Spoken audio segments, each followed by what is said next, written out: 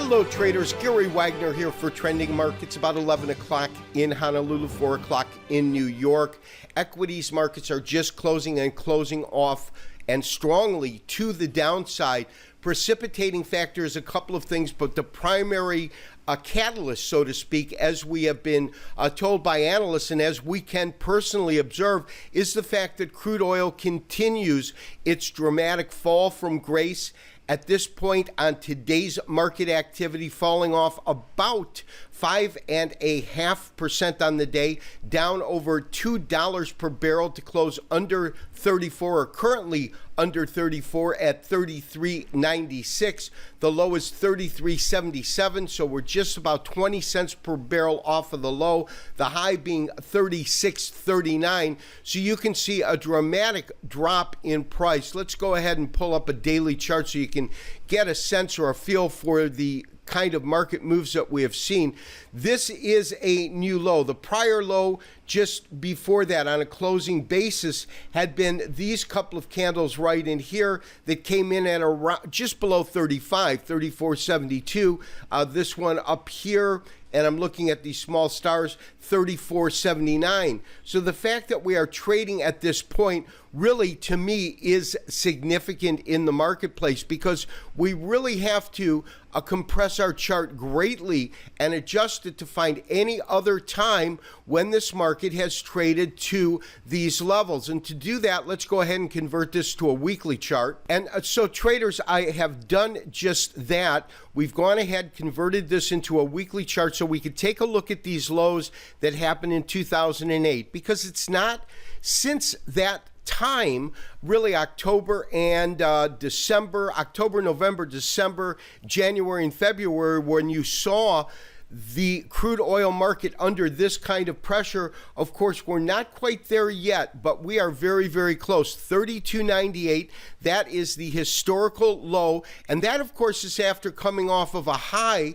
of about $145 per barrel. So a significant move in the crude oil market today.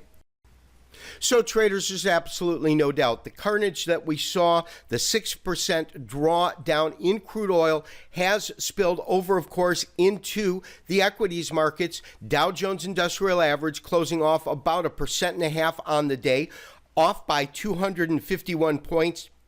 And below 17,000 at 16,906. We're just after 11 o'clock, so we are getting settlement currently.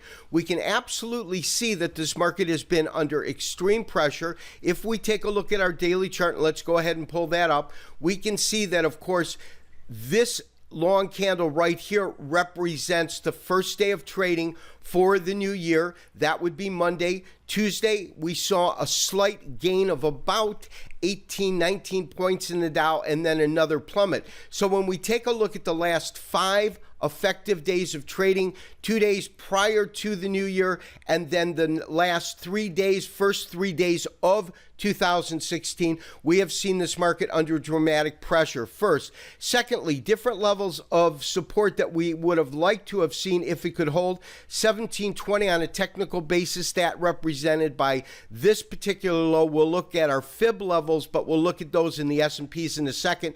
And then below that is really 17,100, and that's represented by these bottoms. We've had a clear and decisive break below that, and so the real question has got to be, where will we find support in this market? And as I said, to do that, we absolutely want to look at the S&Ps. Now, S&Ps off by 1.32%, 27 points lower at 1985.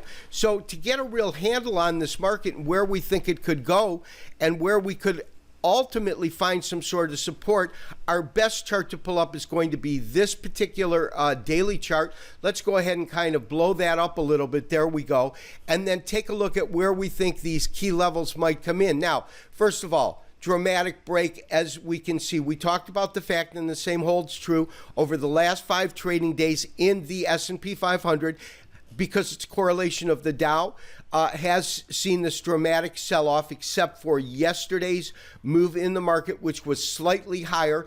we looked to see, and this was my hope, that we would possibly see some sort of support in the area of about 2003 on the E-mini S&P. Of course, it is currently trading at 1985, and our next real level of potential support is a 50% retracement. That comes in at 1970 and is absolutely the low that we saw today. Now, you don't genuinely see a lot of activity as we saw in gold for support and resistance levels like at the 1080, where we can see clear defined ceilings, you don't get them here, or clear defined floors, you don't really get them here to define this particular area, which tells me that it might not be as strong of an area, certainly not as strong of an area as this 38% retracement level at 2003 was, because we have some historic data points that kind of match up to this area, this particular point here, quite loosely,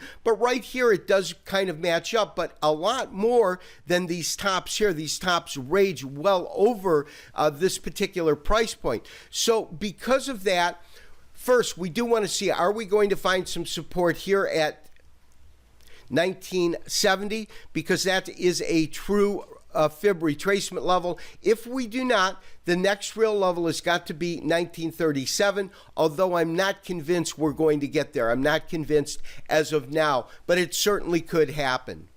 So traders, there's absolutely no doubt the first couple of days in the world and global markets have been interesting, to say the least. We have seen gold really pop, and today pop above 1080. That to me is significant.